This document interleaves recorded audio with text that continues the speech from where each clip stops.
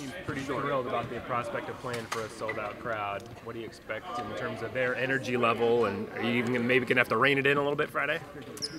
Maybe. It's a nice problem to have to worry about, isn't it? I think that's pretty neat. But we played in front of big crowds. They continue to grow, so I think they should be hyped and ready to go anyway, regardless of how many are in the arena.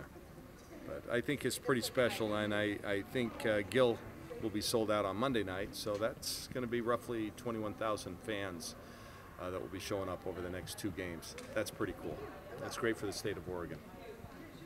Coach, you look at the rivalries, great rivalries in college basketball, the Tobacco Roads on the men's side. Is there a rivalry in women's basketball right now between proximity, caliber, and prestige of the teams like this one between you and Oregon State right now?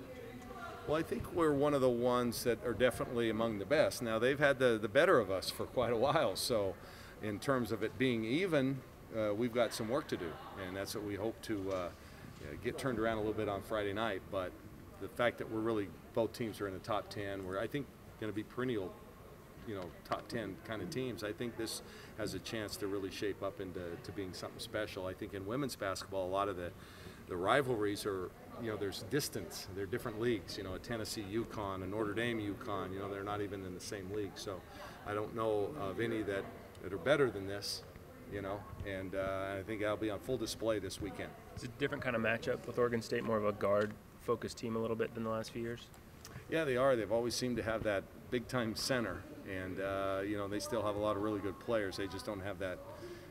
That anchor in the middle that they've had, but they're just as good as they've always been. They rely, on the 3 ball, and I think the staple of their program has always been defense and rebounding, and they are very good defensively, and they're very good on the boards. That hasn't changed.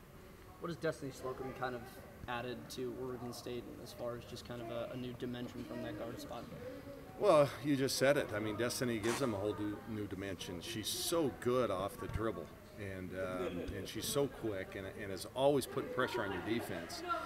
And you have to pick your poison. If you help on her, then that's when you get kickouts and they get open threes. A lot of what they get is predicated on her. So I think, anytime, and this is no secret, I think anytime you play Oregon State, you have to somehow try to corral, Destiny Slocum. That's where it starts. And but that's easier said than done. I mean, she is quite a talent. There's no question, and we have our hands full. Tell Maite to just try to lock her down. Well, I think when you play a great player, it's not just one player; it's everybody. Everybody has to help. I liken it a little bit to Ari McDonald from Arizona.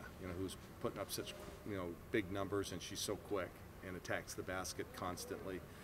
So we've seen players like that, but. She's special. She's a good player, and she's going to be going against really good players. So I think Maite, I know, is excited for the challenge. How has Audie been as a personality on this team as a senior now? Audie is the consummate student athlete. I love her to death. I love everything about her. I think she's one of the most popular students on campus. Certainly one of the most popular student athletes. She's in student athlete leadership. She's a great teammate. Here's a young lady that has kind of had a lesser role, so to speak, in terms of production and stuff, but she's just as important to our team as anybody, and everybody on our team would say the same.